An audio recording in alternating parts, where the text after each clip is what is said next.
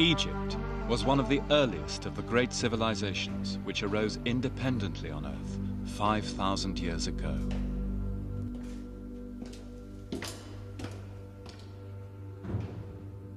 The monuments the ancient Egyptians left behind, like this, the Great Pyramid of Khufu at Giza, are still among the most impressive and the most long-lasting creations of humanity.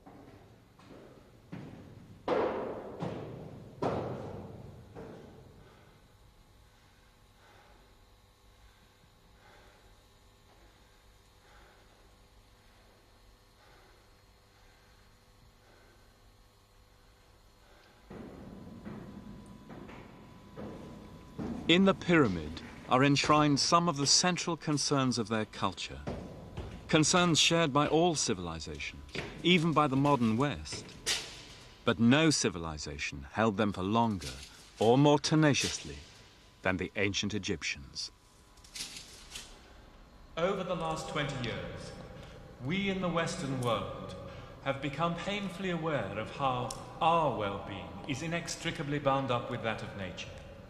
And that understanding has given us a fresh insight into the psychology of Egyptian civilization, their attitude to religious cult, to rulership, to the afterlife, and to the idea of the unchanging stability of the cosmos. And what more dramatic illustration can there be in the whole world than the Great Pyramid, and this room in particular, of the human yearning for immutability, for the human concern for life after death. And the fact that this place has the power to move us so much after so many millennia, whatever culture we come from, is a testimony surely not only to its grandeur of conception and execution, marvelous as that is, but also to the fact that we still share the impulse which lies behind it. And in that sense, we of the late 20th century, for all our modernity, are still Bronze Age people.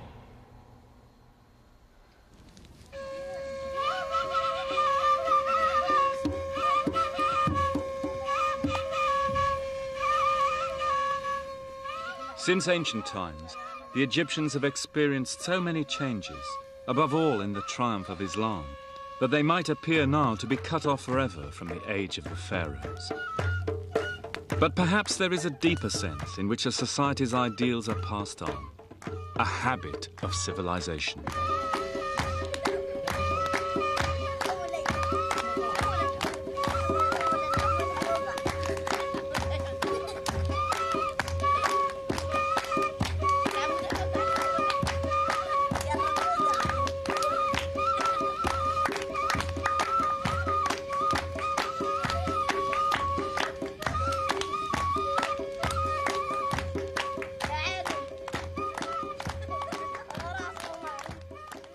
Do you really believe, wrote the novelist Tawfiq al-Hakim, that the thousands of years that make up Egypt's past could have vanished without trace, as if in a dream?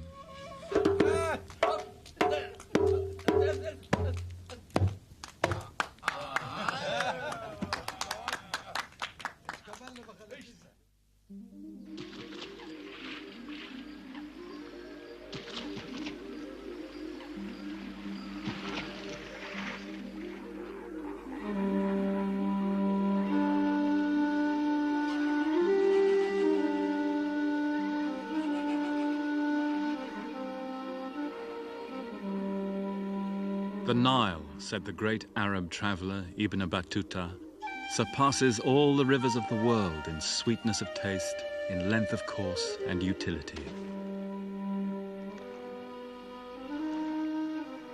The civilization of Egypt, like those of Iraq, India and China, drew its life from a river. But this was a country like no other.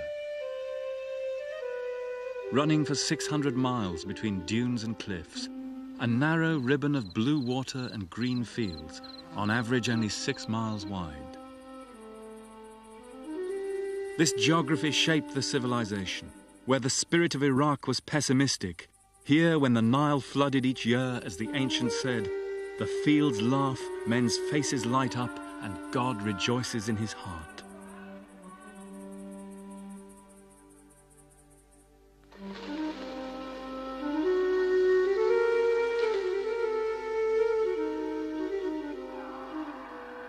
From the life-renewing soil left by the inundation, the Egyptians drew a cheerful confidence in humanity, in the permanence and stability of things. Theirs was an optimistic civilization.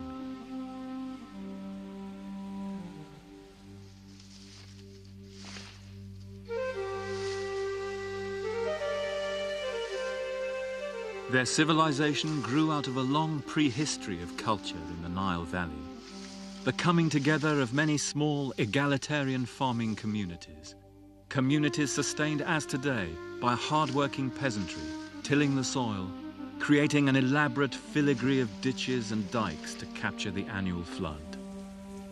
The Aswan High Dam, built in 1970, may have changed this age-old rhythm, but today's Egypt still depends on the tillers, the fellahin, and what the ancients called the Black Earth.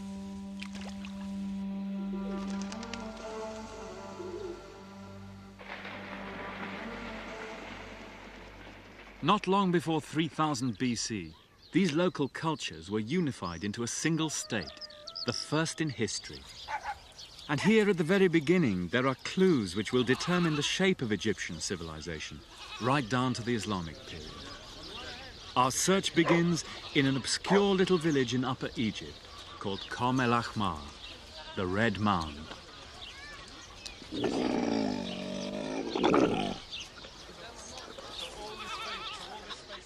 This was the center of a prehistoric tribal kingdom, shrine of a local divinity called Horus, the hawk.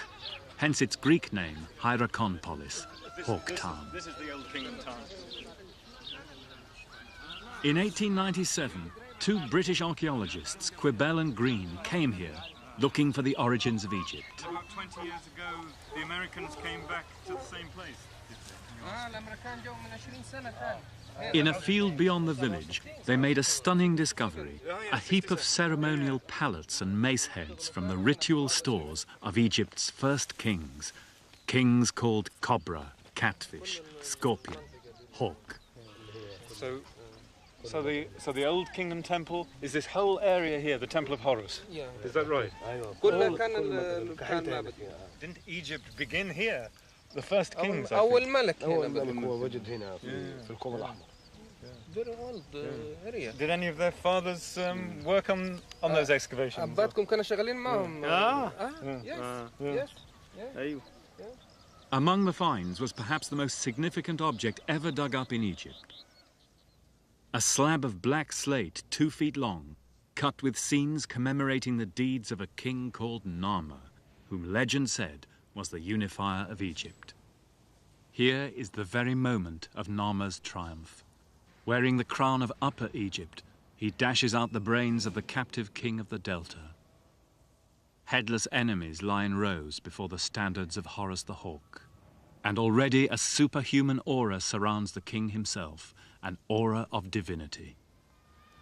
90 years on, it's very difficult to see any trace of those momentous discoveries here in the area where the pallets and the mace heads were found. But a year later, Green made an equally intriguing find in the same area. He came across the remains of a large circular mound of clean white sand, about 50 yards across and 8 feet high, enclosed by a sloping sandstone revetment. There was evidence of a walkway leading to some central feature.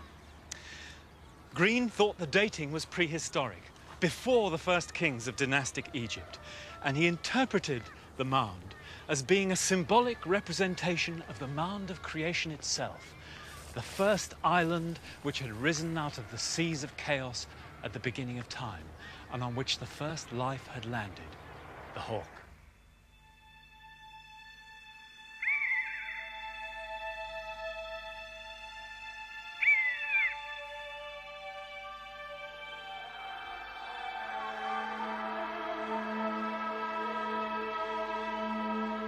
The divine kingship of Horus would last as long as ancient Egypt itself. Here in the great temple at Edfu, that same creation myth would be expounded in loving detail for colonial Greek overlords, nearly 3 millennia after Narmer's day. It was at the heart of the Egyptian conception of civilization. Every Egyptian temple, then, was a symbolic representation of that original mound of creation, with that simple reed shrine surrounding the perch on which the hawk had landed, which was created at Hierakonpolis. And no matter how big the temples became in later ages, the Holy of Holies was still that simple reed shrine, depicted here at Edfu 3,000 years later. You can make out the line of reeds surrounding the chamber in which the image of the hawk was kept. The temple was not only, though, a depiction of the first place, but of the first time, the time when the pattern of a stable society was handed down to humankind, of kingship, law, religion, and ritual, a pattern which it was believed would suffice for eternity as long as the rituals were correctly performed. The universe then and civil society were conceived of as static. Progress, change, new questions, new answers were not required because they were not needed. And indeed, they wouldn't be needed until Alexander the Great conquered Egypt 3 millennia later.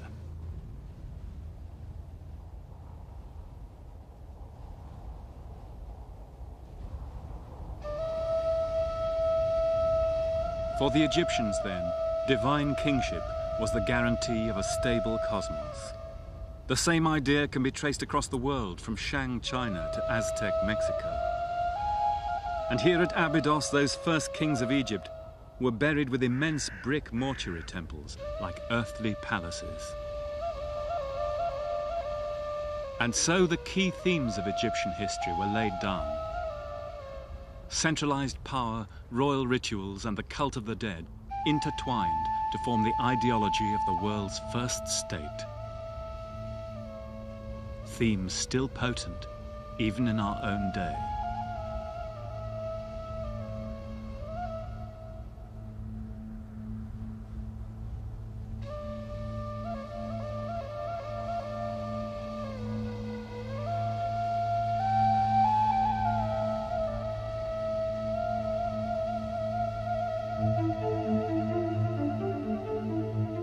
Moving northwards along the Nile, the narrow valley meets the green expanse of the delta. At this strategic point, close by today's capital, Cairo, the Horus kings built their royal city, Memphis. On the sandstone escarpment above the floodplain is the great funeral complex of the Third Dynasty kings. Here at Saqqara, the mud brick architecture of Abydos was turned into stone.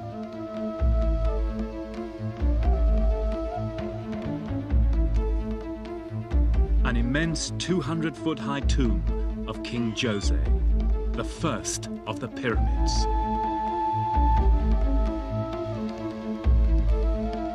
In a handful of generations around 2500 BC, a series of gifted kings, Huni, Senefru, Khufu, Khafre, building bigger and bigger as each seems to try to outdo his predecessor, created the greatest series of funeral monuments the world has ever seen.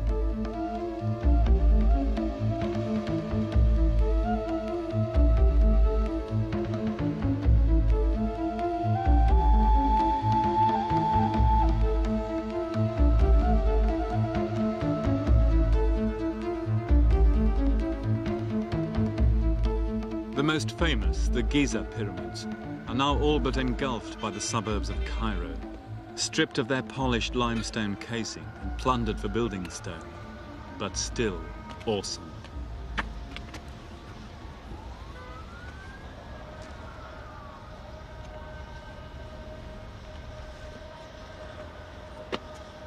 There are many myths surrounding the building of the pyramids. The Hollywood epic version had slave gangs whipped along by tyrannical masters. But Egypt was not a slave society. The mass of the workforce was not enslaved. In a long reign, it was perfectly possible for a government to mobilize huge-scale state employment to build such monuments, using the workforce in the wet season, when the Nile flood left idle hands.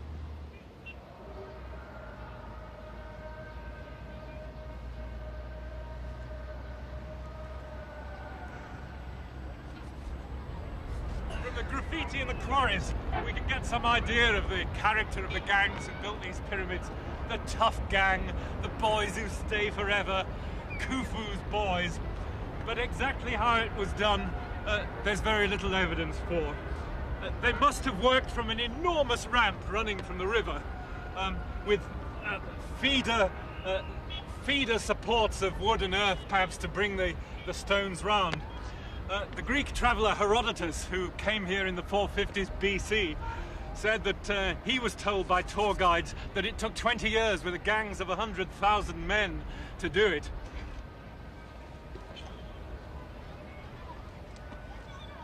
The ancient Greeks, with typical cockiness, called them pyramids after the triangular cakes they knew back home. We can see them now in the light of the artificial mountains built by other cultures, Babylonians, Maya and Aztec. For all civilizations have sought validation for their power over the masses by creating great public symbols. But more than that, the dead king is now a manifestation of the sun god himself. When the construction job was finished, the pyramids were covered with a case of fine Tura limestone. And although most of that has disappeared over the centuries, you can see over there on Khephrun's pyramid, the top coating is still there. That's what they looked like. But what were they for? They were tombs, but what did the shape mean? Well, the pyramid clearly was what it seems to be, a staircase on which the king's spirit could ascend to heaven and then go back to his tomb. And what we're looking at over here is an image of the rays of the sun god coming down to earth. A typical piece of the Egyptian imagination in which an immaterial concept is represented in such a material form. And on winter's days here in Giza, you can actually sit here and watch the sun breaking through the clouds and falling down at the same angle as the pyramids. A stairway to heaven then, the rays of the sun on which the king, nimble and wise, could ascend to the indestructible stars.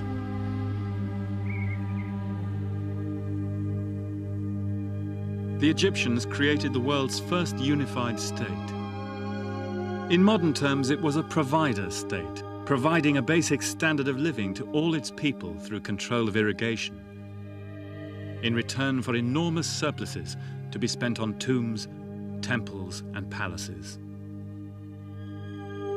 Through these great buildings, it expressed its ideologies of power, its belief in the indivisibility of divine and earthly rule, in the need for a stable cosmos.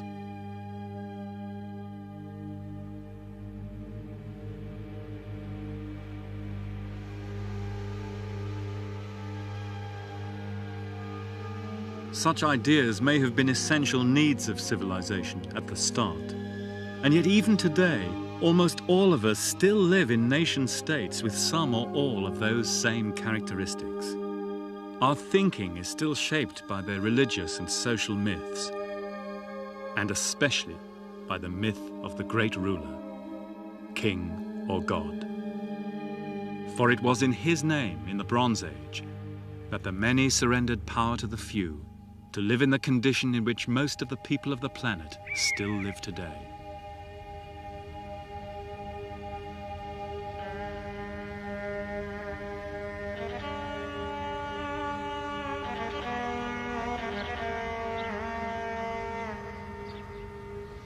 Worship of the great ruler was perhaps a necessary stage in the development of civilization. But even now, in the TV age, kings and presidents and popes use the vast array of visual aids invented here and which we see all around us to boost their authority. And do we not still engage in ruler worship ourselves whenever we cheer a presidential motorcade as it sweeps by, or celebrate the jubilee of the Queen of England as she passes escorted by beefeaters in 16th century costume, or watch musketeers give an antiquated salute on the White House lawn? Perhaps then we are only just emerging from the spell of the Bronze Age revolution which created civilization and shaped our ways of thinking. In the long term in history, we are perhaps still too close to them to see ourselves as we really are.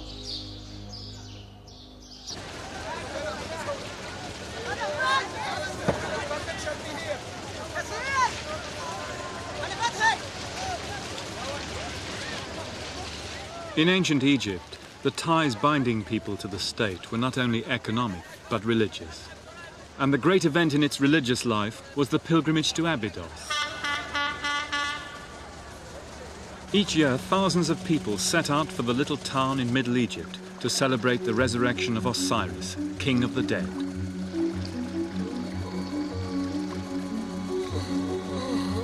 The pilgrimage provided a focus for the feelings of ordinary Egyptians, and rather like Hindus today at Benares or Shia Muslims at Kerbala, many asked to be brought to Abydos for burial.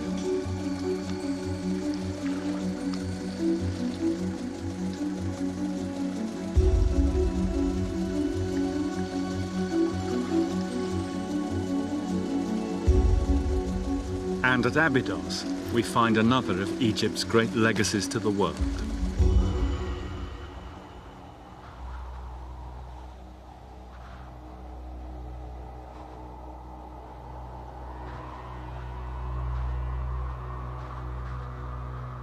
It's still a haunting place, cradled in an immense curve of the western cliffs, the realm of the dead. A holy place since prehistory.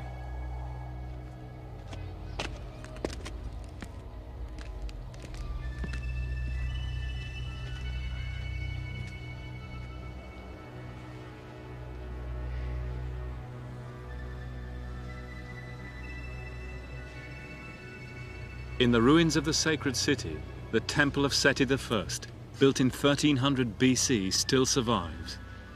It's one of the peaks of ancient art.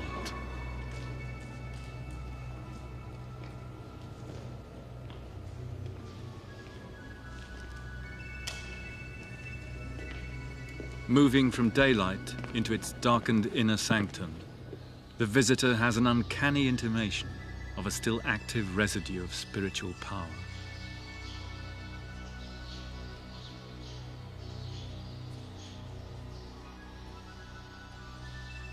Long before the Christians and Muslims, even ordinary Egyptians came to believe in an eternal soul, in a last judgment, and in resurrection after death.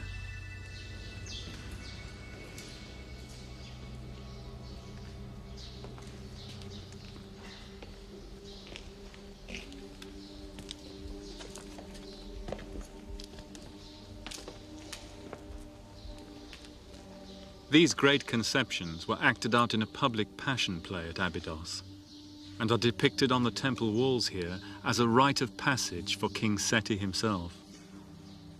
Here too are many motifs familiar to Christians, especially the role of the Divine Mother, Isis. Here Isis is caressing Seti on her knee, and she says to him, "You're my son, come out of me. I have nourished you that you may be lord of the two lands. I have made your body strong in victory against all the enemies who may come against you. Your majesty is king of eternity, a falcon abiding forever." And here's Isis giving the breath of life to Seti, and above her, her words are, "You have made your mansion, your temple, to magnify our nature and adorned it with all kinds of excellent stonework. And your reward for this will be the lifespan of the sky, or as long as Abydos shall exist." At first sight, these gestures and actions may seem rather archaic and bizarre. But if you just step back a little and think, for example, what a Muslim or a Buddhist or even a Protestant would make of seeing for the first time a solemn Roman Catholic Mass, then a lot of those tender gestures, which are so familiar to Christians, would lose their meaning. In all religions in the world, simple and often strange gestures can carry profound truths. And it was just the same in Egyptian religion, which certainly did not lack ethical content. But the key to understanding the function of this great building lies in these little chapels just at the end of this room. In this inner shrine is the climax to the whole ritual. It's concerned with the installation of King Seti, not only as Osiris's heir as a living king, with his union with Osiris after death. And here Isis and Horus perform rituals for him, and Seti is now dead and deified. Here he's represented as a mummy in a white wrap. And over there on the far wall, blackened by smoke and age, Seti, restored to the colours of living flesh and blood, comes into the presence of Osiris, where he will become one, resurrected himself, with the resurrected King of the Dead. So the simple and strange gestures reveal a simple yet profound message, a belief in righteousness on earth, in the Last Judgment, in eternal life, though not in damnation, which had no place in the Egyptians' optimistic view of things. But these ideas would play a key role in the later development of Christianity and of Islam. Out in the desert at Abydos, millions of broken pots still lie where the ancient pilgrims left them as offerings to their god. For them, the wind roaring down the great gorge in the western cliffs was the sound of the spirits of the dead, whose annual pilgrimage to Osiris, they believed, would continue as long as Abydos exists.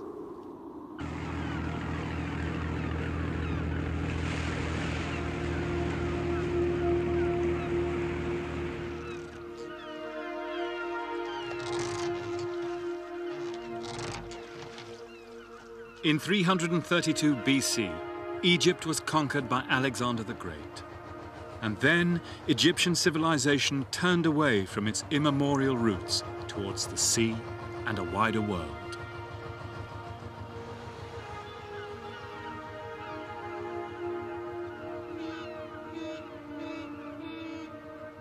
On the Mediterranean coast, a new capital was founded which became the meeting place of Europe and Asia on the shore of Africa, Alexandria. The greatest market in the inhabited world, wrote the Roman Strabo, beacon to traders from all nations who came by land and sea, bearing spices from South India and the treasures of the Silk Route to China. It's paradise here, said the poet Herodas. You can get anything you want. Money, shows, games, women, wine, boys, the best library in the world. In short, all earthly delights.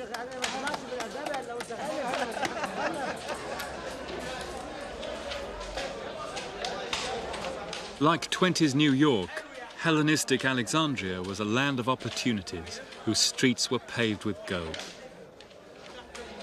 It drew immigrants of all kinds: bankers, clerks, engineers, poets, even religious dropouts.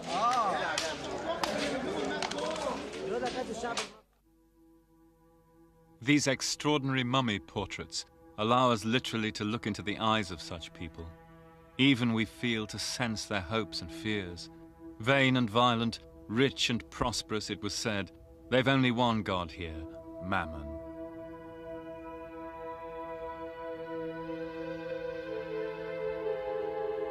Our good life in Alexandria was brief, wrote the poet Cavafi. But how potent were the perfumes, how splendid the bed on which we lay, and to what sensual delight we gave our bodies.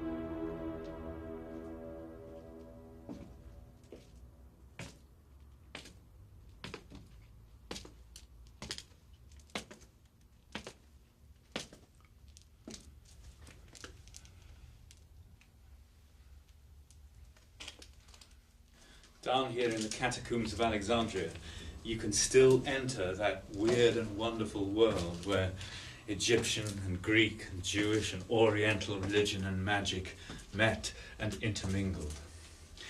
The Greeks who came here to Egypt were very open-minded about the local gods. The deep experience of Mediterranean paganism made it easy for them to identify Amun with Zeus, or to say the Egyptians worshipped Aphrodite, the goddess of love, but they called her Hathor. And how that worked in practice, you can see in this astonishing tomb deep below the streets of Alexandria. At first sight, it looks like a typically Egyptian tomb with papyrus columns and the winged disk of the sun behind and the row of cobras' heads.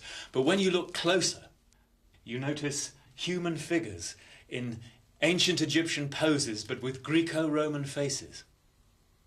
And on each side of the door, guardian serpents, but carrying the snake-entwined staff of Hermes, the Greek guide of souls, and above them, Medusa's heads. And when you go inside the tomb itself, you can see that the sarcophagi are decorated with traditional Greek motifs, bunches of grapes, wreaths, cattle skulls and masks. But above them are the ancient gods of Egypt. There's Isis protecting the sacred bull with her wings, and over here Thoth, the god of wisdom, the falcon-headed Horus tending to the mummy of the dead, and here even the jackal-headed Anubis, the guardian of the dead, wearing Greco-Roman military gear. This then is the strange synthesis that emerged in Greek Egypt.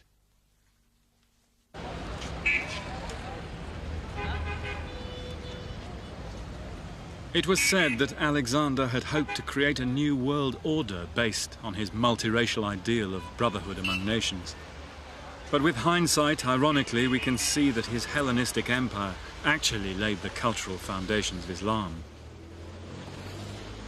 When he died in Babylon, aged 32, Alexander's body was brought back for burial in a lavish tomb in Alexandria. It's never been found, but the clues point to this tiny mosque in the heart of the old city.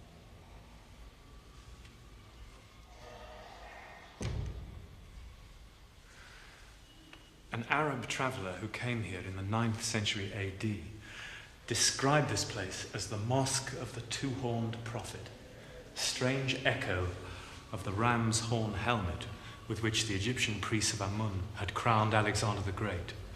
And through the Middle Ages, it was revered not only as the tomb of the prophet Daniel, which is still down there, but also as the tomb of the king and prophet Iskander, Alexander the Great himself.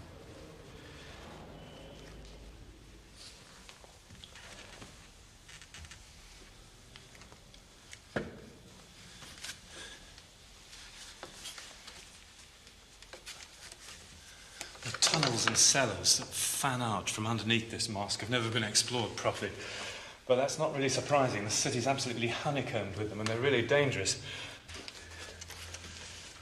There's a great Alexandrian story of the fat bride who, on her wedding procession, fell through a hole in the street and disappeared, and despite the best efforts of the guests, she was never seen again.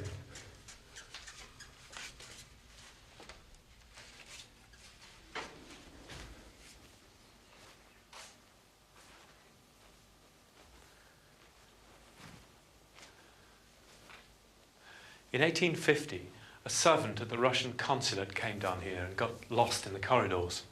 When he came out, he said that he'd seen in a gap in the stonework a chamber with a glass coffin and a human body with a gold diadem round its head and fragments of papyrus everywhere. That description closely matches the last classical witnesses of the tomb of Alexander the Great.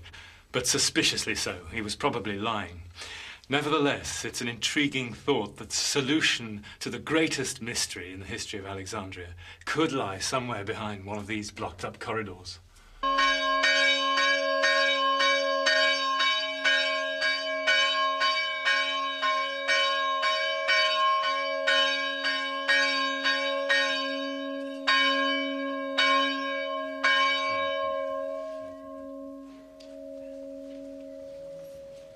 It's 3 a.m. in the remote monastery of St. Paul, near the Red Sea.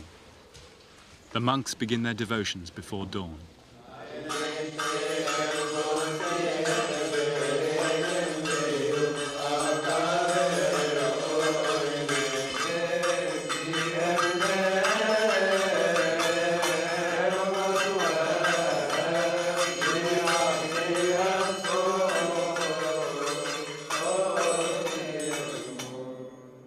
These are Christian Copts.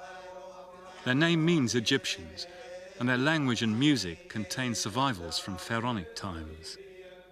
Their culture goes back to the early centuries AD, when Egypt became part of a Christian Roman Empire. And even today, they represent nearly 10% of Egypt's population. This church was founded in the 3rd century AD by St. Paul the Anchorite.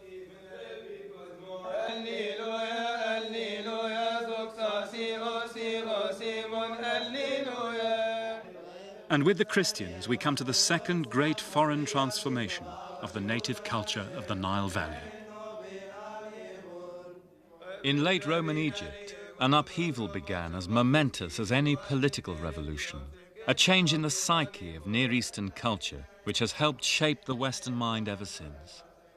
A vision of life which believed in withdrawal from the world, monasticism.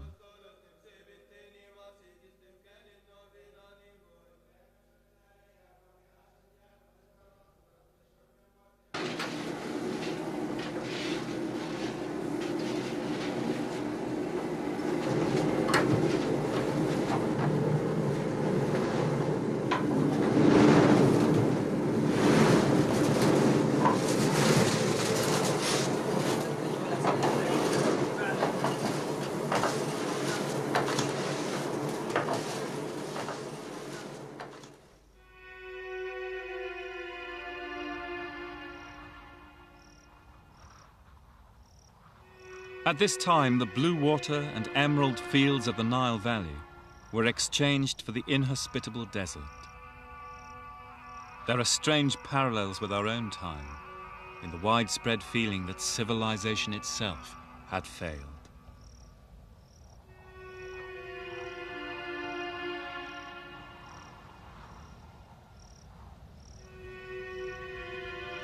Better cities may arise one day, said the Egyptian philosopher Plotinus. Our children, though conceived in a sinful age, may build better than their fathers.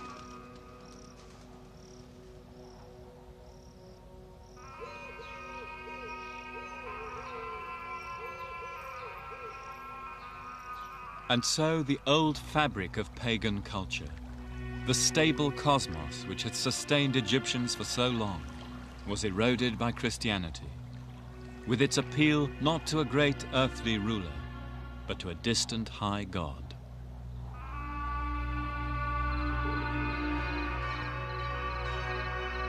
This was a time, said one, when we realized how insecure the human condition is.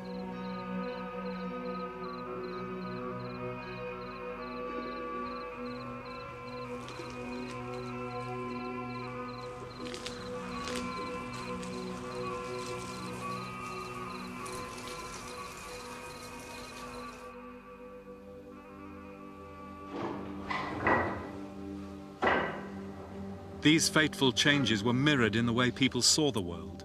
For nearly 1,000 years, classical Mediterranean art had glorified the physical world in the belief that mankind, as the Greeks said, was the measure of all things. Now artists retreat into a crude language of symbols.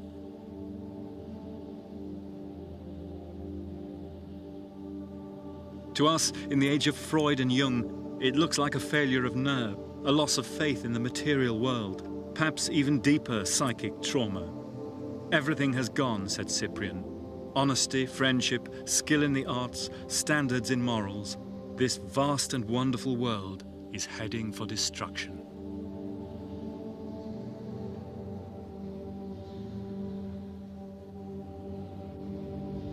And so, with St. Paul of Egypt, the stage was set for fundamentalists of all persuasions to fight over the legacy of the ancients.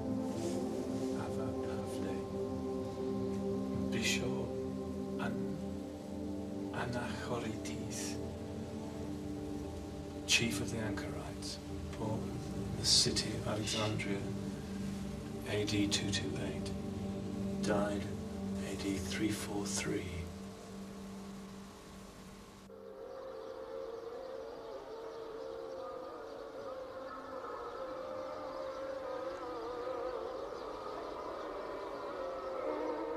A revolution of the mind was now in process. And out of this crisis, a new religion would emerge as the dominant culture of the whole region. In 641, Egypt was conquered by Muslim Arabs bearing a new gospel, that of the Prophet Muhammad. And here in Edfu, the town of Horus, ordinary Egyptian people in their mud brick slums around the temple soon began to abandon the uncertainties of the past for the certainties of a single God, Islam. And so, here in Edfu, in Upper Egypt, As throughout the Mediterranean and Near Eastern worlds, the Christians and the Muslims were the inheritors of the ancients. And their belief in a single God, which the muezzins are chanting now from their minarets, developed out of a tendency long apparent in the ancient world. For the Catholic papacy, the Muslim caliphate, the Orthodox churches of the Greeks and Syrians and Copts all stem from the attempt of men to rule their fellow men and women under a distant, high and all-powerful God. And the effects of that tremendous revolution at the end of the late antique world still shape our lives today. The last Greek religious papyrus from 7th century Egypt sets the seal on that revolution. For it gives in Greek the very words we can hear around us now. In the name of God, the merciful and the compassionate, there is one God and one God alone. And it goes on in Greek, Mahmed apostolos Diou. Muhammad is the apostle of God. With that, to all intents and purposes, the world of the ancient Egyptians had passed.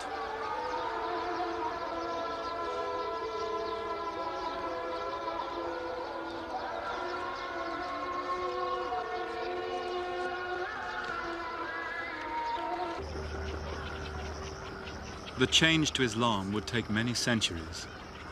And out in the countryside, especially in Upper Egypt, the deeper layers of the past are still visible today. It's the eve of the full moon in mid-March, heralding the onset of the heat of summer. And at this time, tens of thousands of people come in from the countryside to descend on the little town of Luxor for a great annual festival.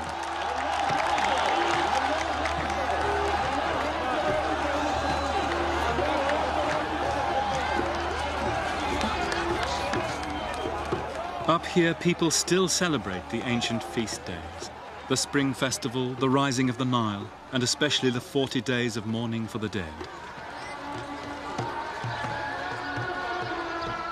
But this is the biggest. It's a Muslim festival for an Islamic saint, but it takes place at a mosque inside one of the great pagan temples of ancient Egypt. The Coptic Christians take part too, for they also once had a church inside the temple.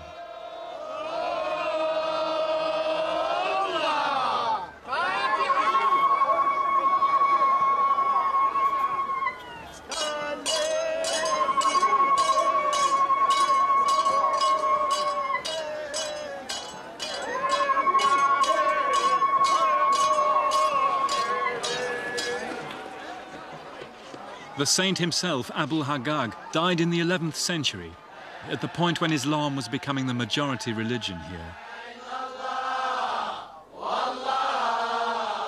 His tomb inside the mosque has been a place of pilgrimage ever since.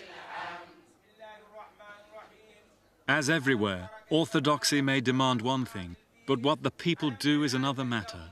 And in the worship of sheikhs and saints, the ordinary people, the fellahin, fill the void between their daily hopes and fears and that distant high God. The night is passed in passionate celebration with the traditional music and songs of Upper Egypt.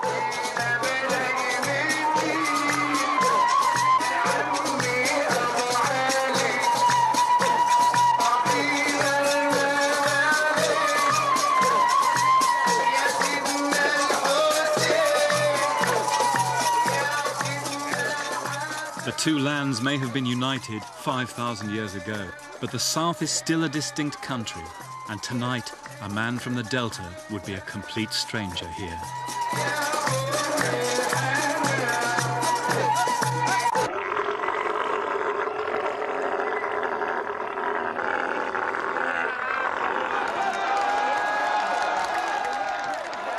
Next day, the festival reaches its climax. The living descendants of the saint lead a huge procession around the ancient temple and its mosque, bearing representations of the coffins of Haggag and his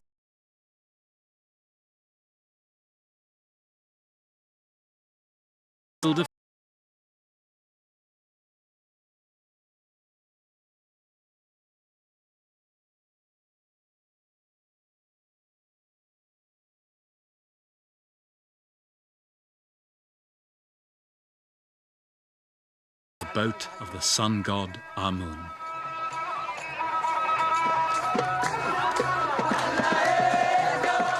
The day ends not in solemnity, but in carnival and license.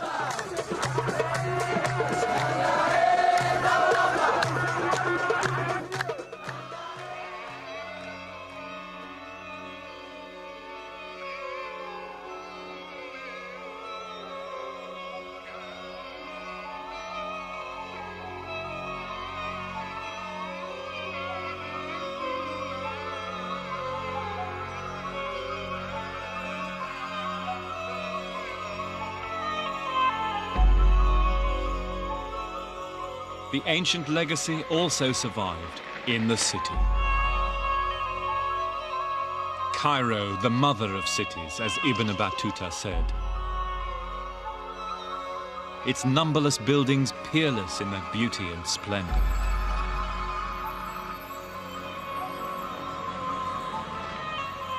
The meeting place of travelers, shelter of the strong and weak, whose throngs of people surge like the sea.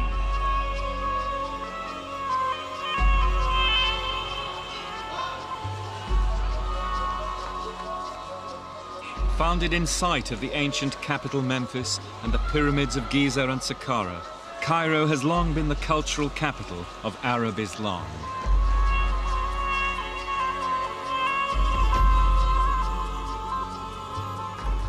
And here too, even today, in its mosques and universities, we can still find a living link with the world of the pharaohs. A civilization conservative in character, like its ancient predecessor. Here in the Al-Azhar, the leading teaching mosque of Islam, older than Oxford or the Sorbonne, learning is still the study of the sacred texts, binding the land together as it did in ancient Egypt. In city and countryside, then, the modern Egyptians still do some of the things their ancestors did, for all the apparently cataclysmic breaks in their history.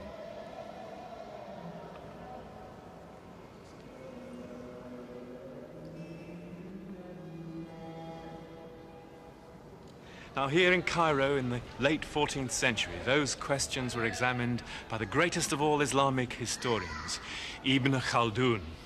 His concerns were the same as ours in these films, the nature of civilization, its rise and decline. He considered that settled, cooperative human life was the goal of civilization, that it went in cycles of growth and decay, like all forms of life. He thought, incidentally, that overconsumption in society was an inevitable cause of decline, but that under certain favorable conditions of geography and climate and the character and customs of the people, culture could acquire a rootedness that he called the habit of civilization. And in all history, Egypt was perhaps the best example of that habit. The pharaohs, he points out, had political power for 3,000 years. They were followed by the Greeks and the Romans, and then the legacy taken on by Islam. So the habit of civilization was continuous here. Nowhere else in the world was it more firmly rooted. And that perhaps explains Egypt's continuing cultural leadership in the Islamic world today. At the beginning lay the early Egyptian state. The first comprehensive attempt in human history to satisfy the needs of men and women to live together in an ordered state with a degree of happiness and material well-being. And so far, it's been one of the most successful.